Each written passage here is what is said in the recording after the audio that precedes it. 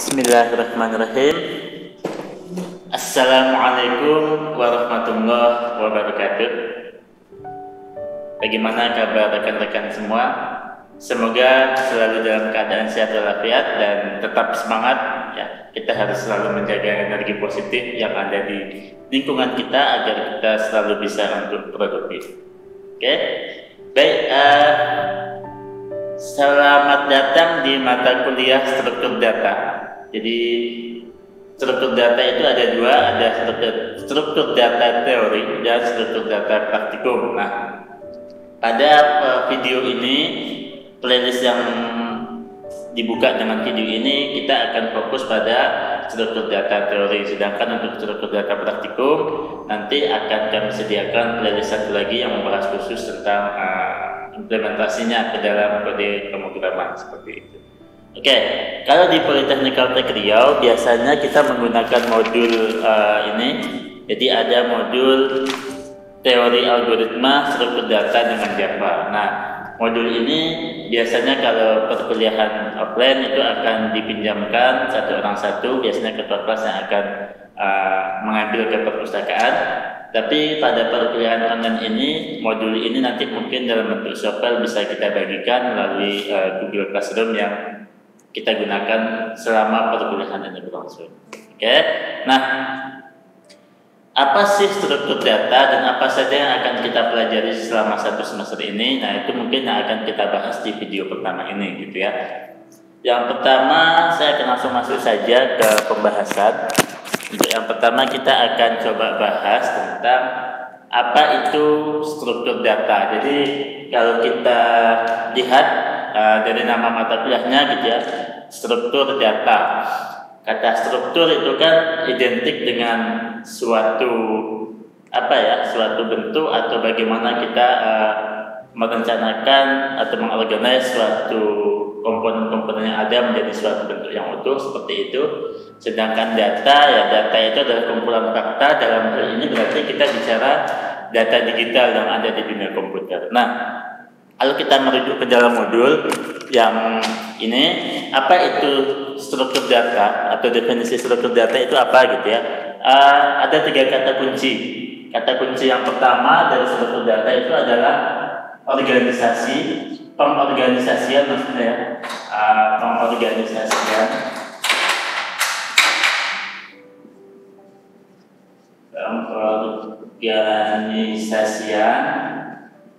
Apa yang diorganisasi? Yang diorganisasi adalah data, ya, data digital tentunya, data komputer gitu.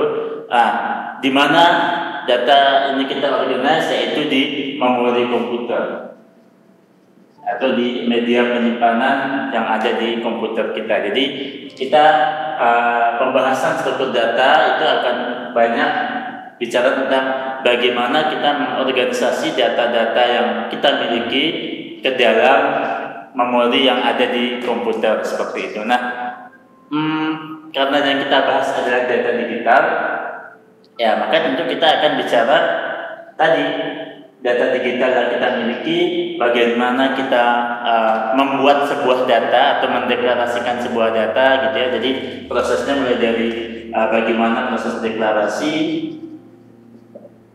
Nanti setelah kita deklarasikan bentuknya, kita bicara bagaimana proses penyusunannya. Kan ini, kalau kita punya data, biasanya kan data itu dimulai dari bagaimana kita create.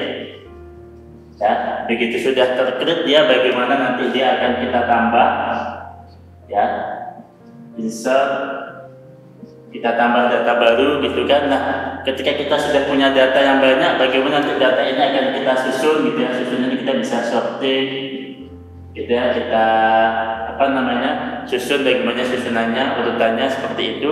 Dan selain sorting, kalau kita sudah punya data yang banyak, kita juga tentu suatu saat membutuhkan komponen terkecil dari data itu atau objek datanya. Maka kita akan melakukan biasanya searching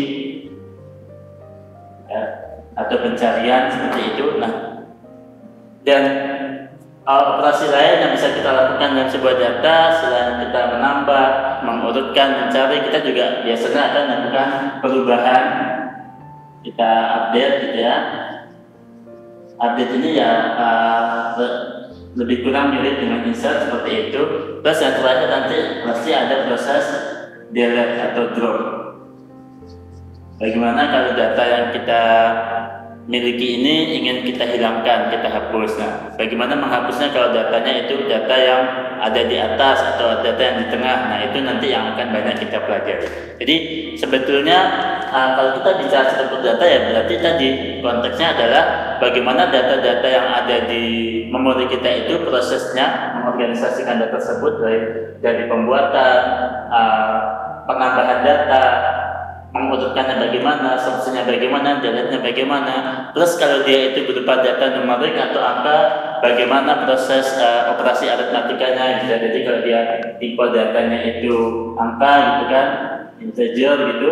Nah, bagaimana proses penambahan, pengurangan, pengalian, terus proses bagi dan lain-lain. Jadi bagaimana proses-proses aritmatika itu bisa dilaksanakan di data-data tersebut. Nah, itu lebih kurang apa yang gambaran umum tentang apa itu struktur data gitu ya. Lebih lengkap teman-teman mahasiswa bisa buka kalau di modul ini itu ada di bab 1 mulai dari halaman 1 sampai di halaman ke-5.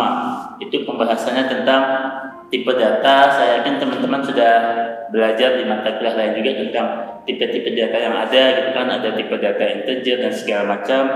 Terus di sini juga dibahas yang lain yang belum saya jelasin adalah alasan mengapa struktur data itu dibutuhkan. Ya jelas bahwa sederhananya tadi kita punya banyak data, maka bagaimana cara mengorganize atau memanage datanya dengan baik, secara efektif, efisien, maka muncullah teori-teori struktur data ini seperti itu ya. Terus di sini ada beberapa istilah yang perlu dipelajari, yaitu ada tipe data, ada objek data, terus struktur data apa itu udah saya jelasin tadi. Terus, nah ada lagi yang di sini perlu dijelaskan adalah algoritma. Nah, jadi karena kita tadi bicara data digital gitu kan, ini kan tadi kata kuncinya data digital.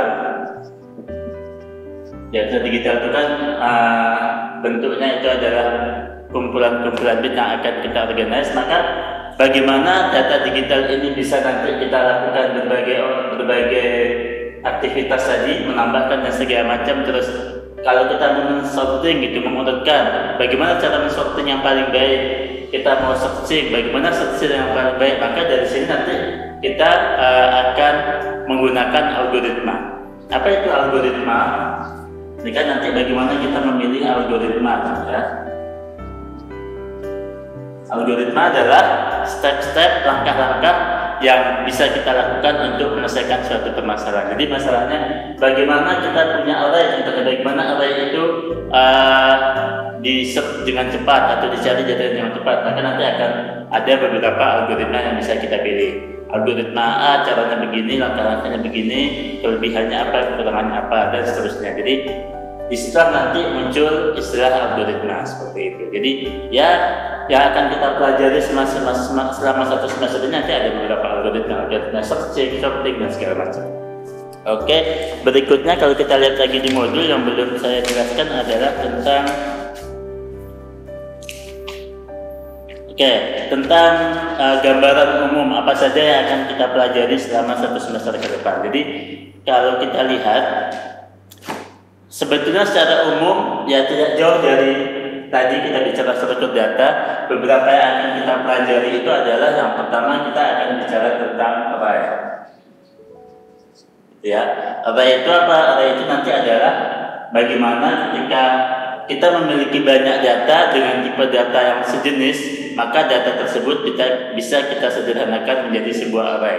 Ada array 1 dimensi, 2 dimensi, dan seterusnya. Artinya kalau array itu nanti karakteristiknya seperti apa, nah itu akan kita pelajari di bab 2. Setelah array kita juga nanti akan belajar stack, ya, tumpukan. Artinya kita akan mengorganize data dalam bentuk tumpukan seperti apa dia. Berarti ada data di bawah, ada top, di atas, dan seterusnya. Terus setelah stack nanti ada queue, antrian.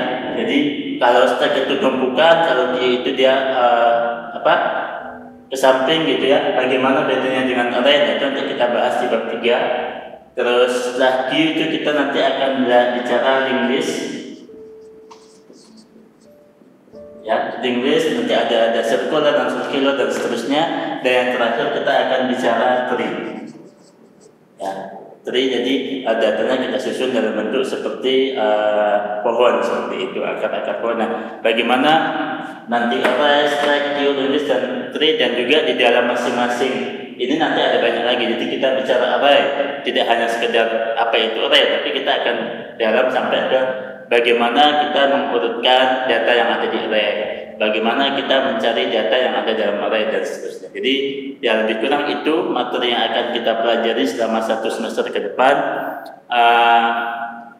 Kombinasi, karena kita fokus di teori, maka nanti di video struktur data teori ini akan lebih banyak kita menghitung-hitung. Jadi ada angka-angka, kita contohkan cara menghitungnya bagaimana dan seterusnya. Itu di perkuliahan teori. Sedangkan nanti kalau di praktikum, apa konsep yang kita pahami di teori itu kita implementasikan ke dalam kode pemrograman. Contohnya nanti kalau di teorinya kita bicara bubble sort gitu ya. Bubble sort itu salah satu metode sorting dalam array.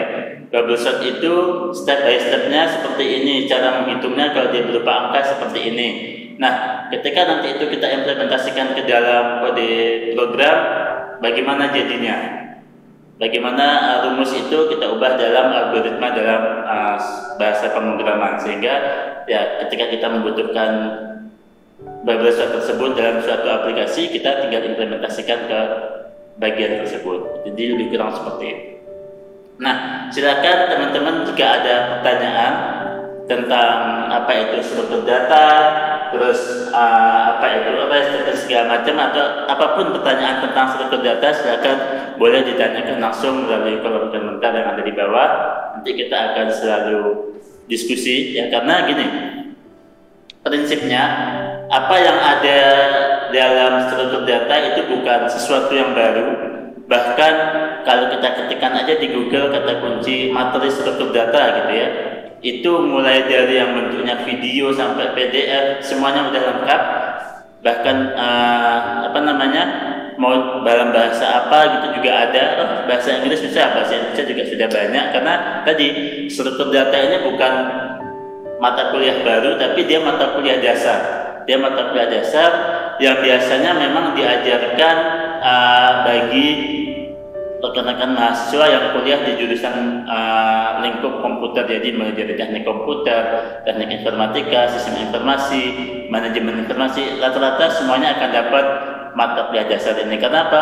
Karena mata kuliah dasar struktur data ini nanti hubungannya kalau kita udah mau mendalami tentang data gitu ya, kita mau bicara big data, data analis dan segala macam, itu kita salah satunya perlu punya pemahaman tentang struktur data. Dan ya tadi seperti saya bilang, referensinya sudah sangat banyak di internet.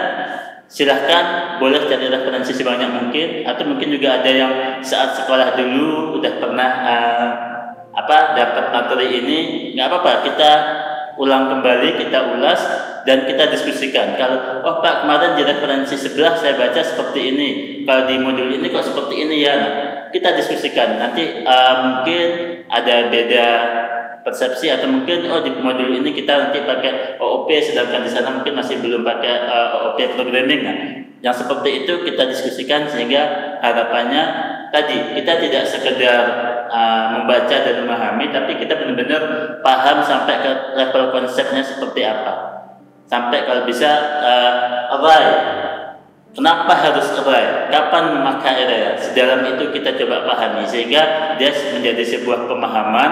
Ya seperti yang kita ketahui kan, apa yang ada di modul ini adalah informasi, apa yang saya sampaikan ini informasi.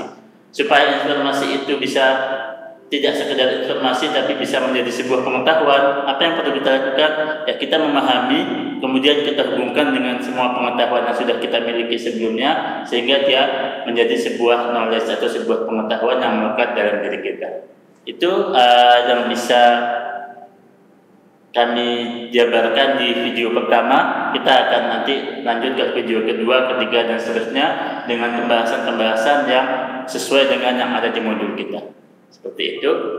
Sekali lagi silahkan bertanya, jangan ragu untuk bertanya, dan ya apapun pertanyaannya nanti sama-sama kita cari jawaban terbaik.